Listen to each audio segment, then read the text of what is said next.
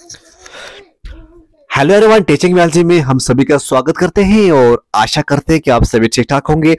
आज का टॉपिक है जीन रेगुलेशन और जीन रेगुलेशन के ऊपर जो भी कॉन्सेप्चुअल क्वेश्चन बनते हैं वो आज इस लेक्चर में आपको देखने को मिलेंगे। तो जीन रेगुलेशन क्या होता है कि जीन एक्सप्रेस होगा या नहीं होगा, डीएनए से प्रोटीन को बनाने देना है या नहीं देना है। तो जो हम इसको हम सब टोटली कह सकते हैं कि जो जीन को ऑफ होना ऑन होना, मतलब जीन कब आपको जब जरूरत पड़ेगी, उसको जीन को कब जरूरत नहीं पड़ेगी, तो ये पूरा प्रोसेस है रेगुलेशन के अंदर आपको देखने को मिलेगा। तो जैसे यहाँ पे पहला क्वेश्चन है, जीन और सिस्टोन वर्ड्स जो है समटाइम्स यूज्ड सिनोनिमसली बिकॉज।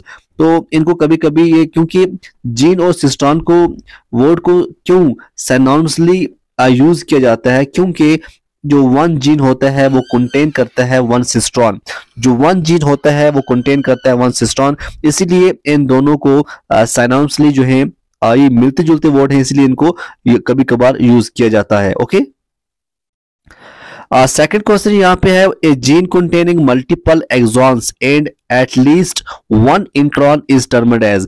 अगर एक जीन जो है वो कंटेन करेगा multiple exons and at least one intron, तो उसको हम क्या कहेंगे? तो उसको हम कहेंगे स्प्लिट जीन। क्या कहेंगे? स्प्लिट जीन कहेंगे। A gene which is responsible for the synthesis of polypeptide chain is called. Gene which is responsible for the synthesis of polypeptide chain is called. तो ऐसे जीन जो रिस्पॉन्सिबल होंगे synthesis of polypeptide chain, तो उसको हम क्या कहेंगे? उसको हम कहेंगे स्ट्रक्चरल जीन। क्या कहेंगे? स्ट्रक्चरल जीन हम उसको कहेंगे। Which is true for a tryptophan operon. It is an example of inducible operon. Wrong. It is an example of repressible operon. Yes. On co-repressor of yes. तो इसका जो answer आएगा वो आएगा 2 and 3, इसका करेक्ट आंसर आएगा। The end product of a metabolic pathway may bind a repressor to make the latter active enough to bind to operator. In this case, the end product is called. Question क्या है? Question है जो end product होगा of a metabolic pathway का, ये bind करता है a repressor to make the latter active enough to bind to operator. तो इस केस में जो एंड प्रोडक्ट आएगा उसको हम क्या कहेंगे? तो इस एंड प्रोडक्ट को हम कहेंगे को रिप्रेसर। क्या कहेंगे? को repressor. Which is true for a repressible operon? Which is true for repressible operon? Inactive repressor plus को रिप्रेसर जो है इक्वल एक्टिव रिप्रेसर, ये इसका जो है करेक्ट आंसर आएगा। ये होता है repressible operon. Inactive repressor plus को रिप्रेसर, तो ये क्या बनाते हैं? एक्टिव रिप्रेसर, तो इसको हम कहते हैं repressible operon. What does a lac refer to? In what we will call the lac operon? Because of what does lac refer to? In what we call the lac operon, तो इसका answer easy है बिल्कुल, lactose. क्या आएगा? Lactose. Which of the following is not produced by E. coli? Which of the following is not produced by E. coli in the lactose operon? The options are beta galactosidase, thiogalactosidase, lactose dehydrogenase, lactose permease. The answer is lactose dehydrogenase.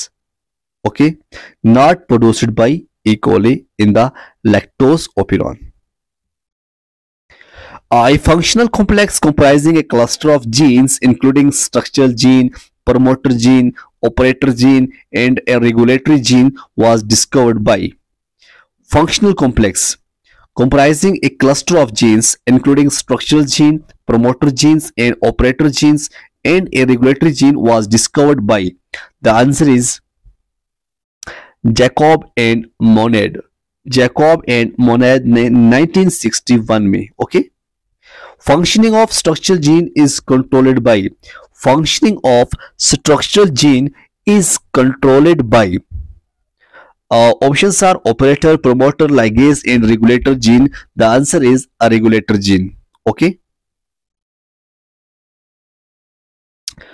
who explained the operon model for the first time?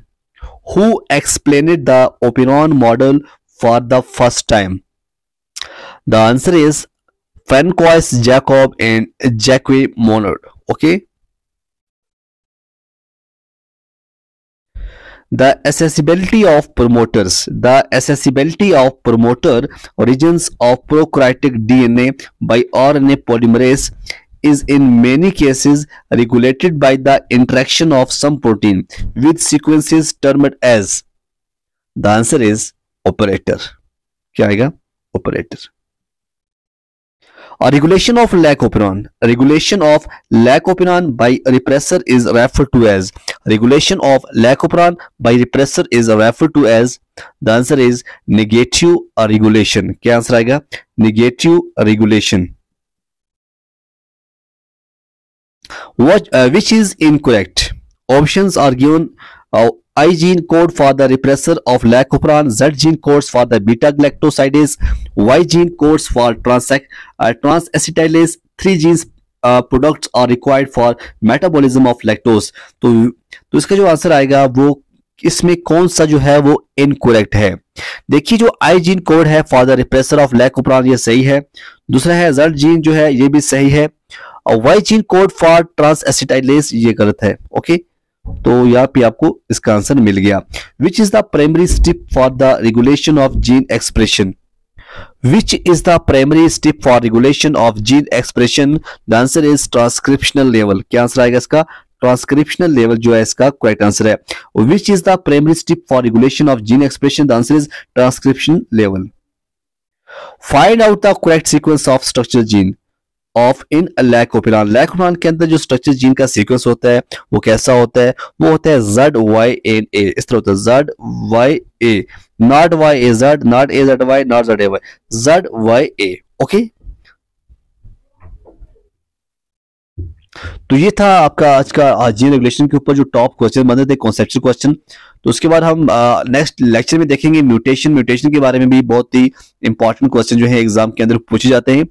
तो आप देख रही teaching biology. अगर आपका कोई friend है जो CUET का एग्जाम देना चाहता है और वो बायोलॉजी का कोई भी सब्जेक्ट वो स्टडी करना चाहता है तो वो पढ़ सकता है, हमारा लेक्चर देख सकता है, क्योंकि हमने पहले बोला है कि जो भी 8-9 जो है आपके सब्जेक्ट यहाँ पे कवर हो रहे हैं। ठीक है, सिर्फ ज़ूलॉजी नहीं हो रहा है बल्कि आपका बहुत सारे जो है, जैसे मैंने आपको पहले लेक्चर में बताया था कि कौन कौन से सब्जेक्ट जो है आपके लिए तैयारी हो रही है। ओके, तो हम लेकर आएंगे आपके लिए कुछ टेस्ट भी लेकर आएंगे जिससे आपको पूरा समझ आ जाएगा कि किस तरह से पेपर जो है एग्जाम के अंदर पूछा जाता है। ओके, तो आप जुड़े रहिए टीचिंग बायोलॉजी के साथ। तब तक के लिए खुदा हाफिज।